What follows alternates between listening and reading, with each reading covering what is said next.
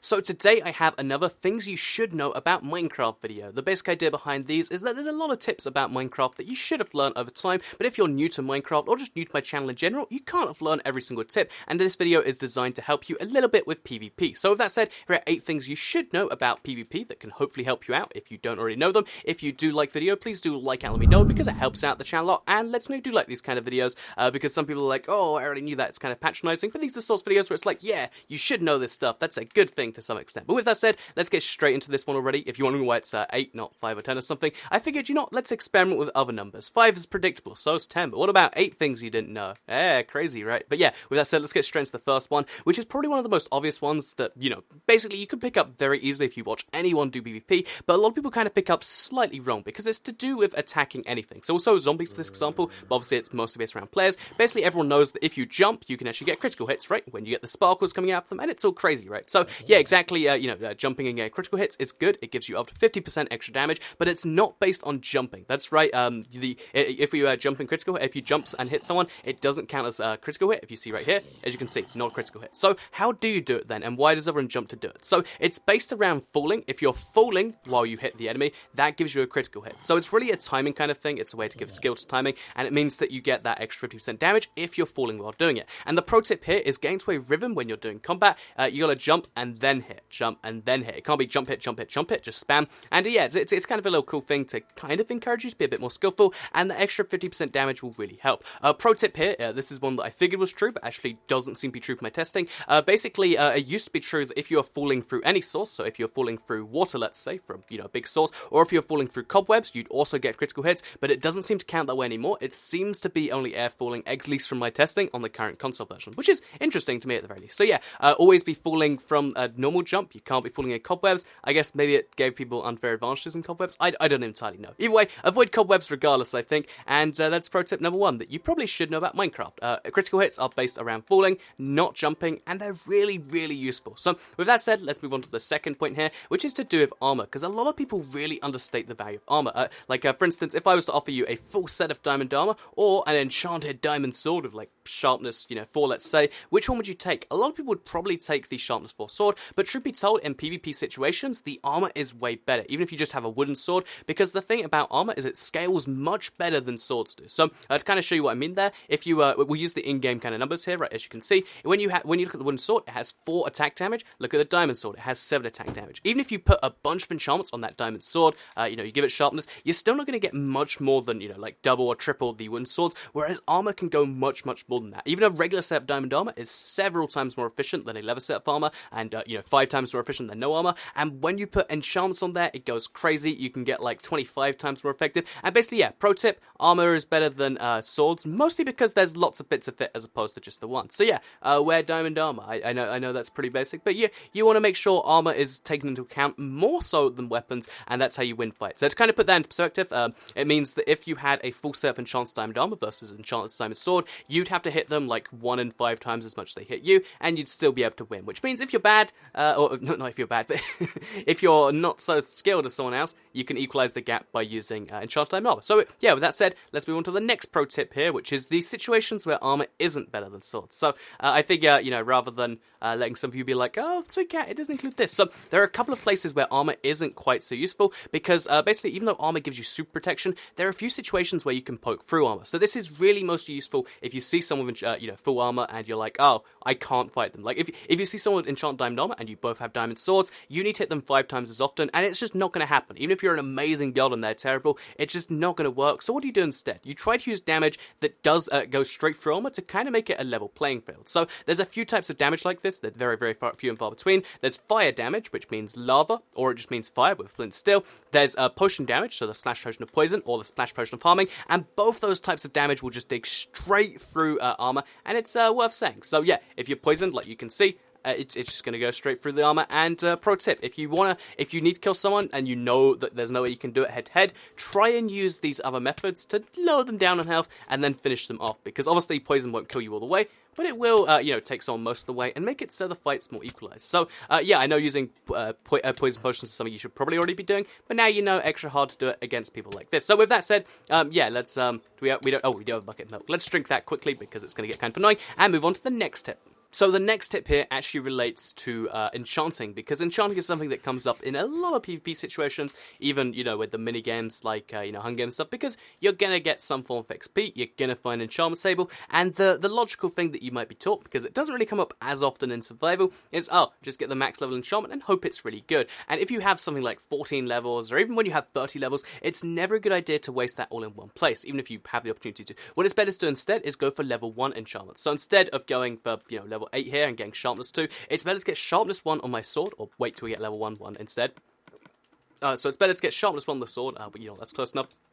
Then to take off my armor, get protection 1 on these boots, if we can find it, that is.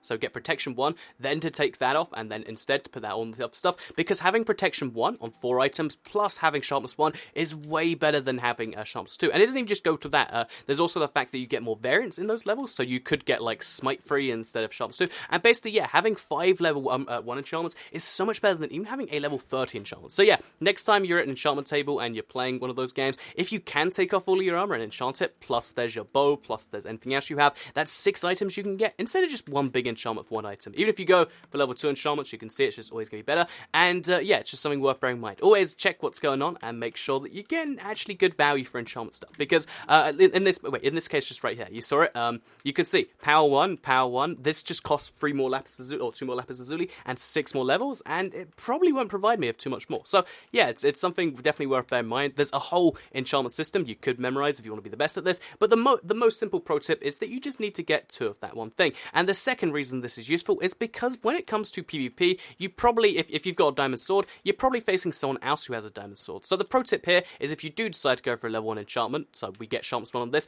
the second benefit to that is really useful because you can take someone else's diamond sword, enchant that at level 1, so we just take their sword, get sharpness 1 on that too, and then you can combine them in the anvil, because anvils are found reasonably commonly in these maps, and yeah, pro tip, if you combine those 2, you get a sharpness 2 sword, and if you kill another 2 people, you combine those, get a sharpness 3, and you can do that all while wasting very little XP actually, which is something I find just immensely useful, and something that you might do too. Plus you'll have all that protection armor. You can do the same with the armor, by the way, like take their armor and enchant that so you get slowly up the protections, and yeah, it's something I find that's quite handy, and it's actually won me a lot of games just because of the sheer force of having so much versus, them either having no enchantments or having 1 enchantment. So yeah, pro tip right there, pretty useful. Level 1 enchantments, not just useful by themselves, also amazingly useful for the second pro tip to do with anvils, which I just think is an amazing little thing right there. So let's move on from this one to the number 6, which we just fell down. That was terrible. So let's move on to number 6, which involves us going back up the ladder. Pro tip, by the way, don't fall down when you shouldn't. So let's eat the golden carrot, which actually, I guess let's make this a little pro tip. Always try to keep your saturation full, and the way you need to keep your saturation full during combat is just before you go in, eat the most saturating food you have. So usually this is going to be your cooked steak, your cooked pork chop.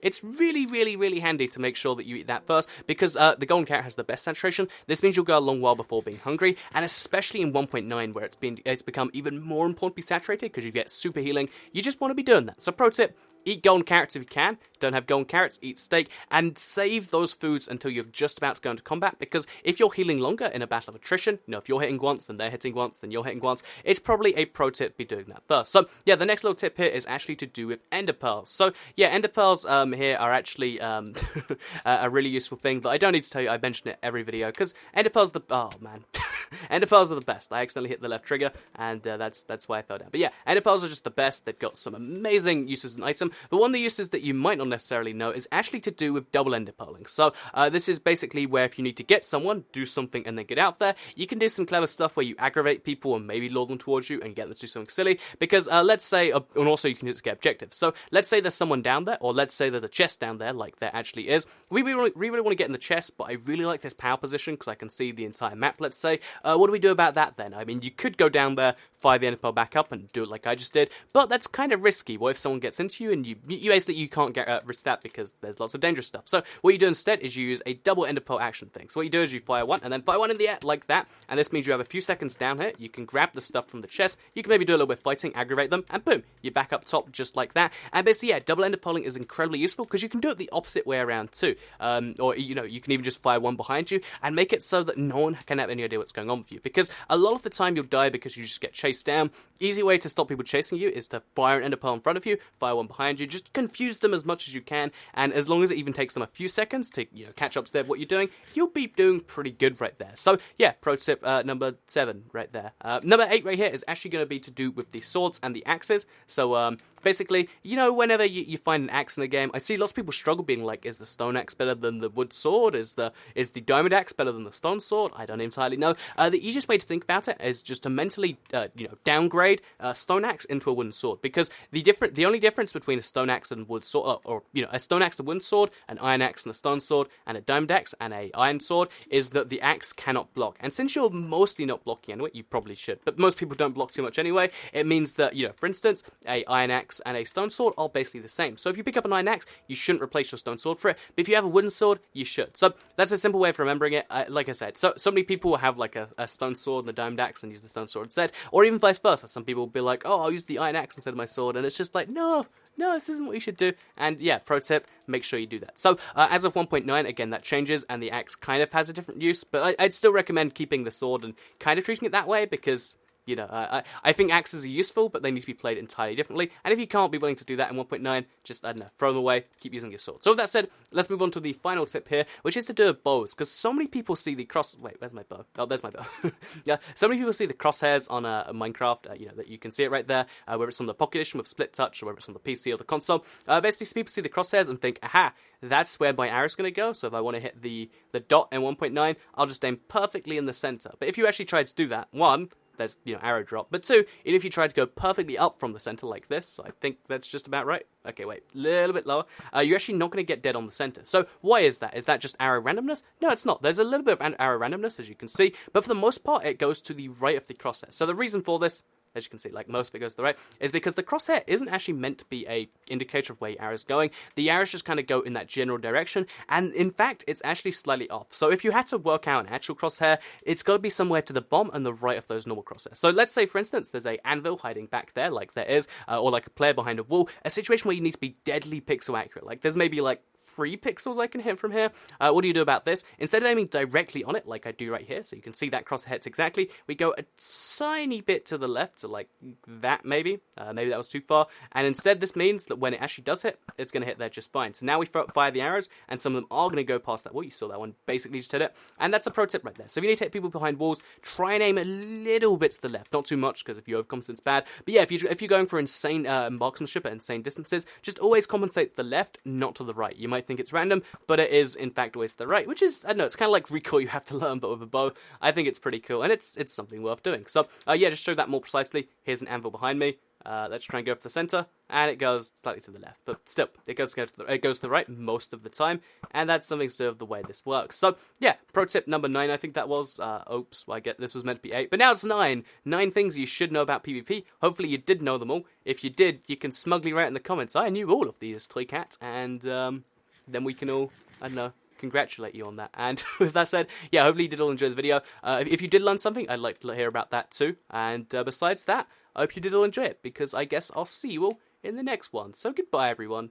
Oh look, there's a nice 1.9 shield. Oh yeah, people ask, what was this? It's a 1.9 shield. It's not a very good one, but it's a shield nonetheless. Yeah, goodbye, everyone.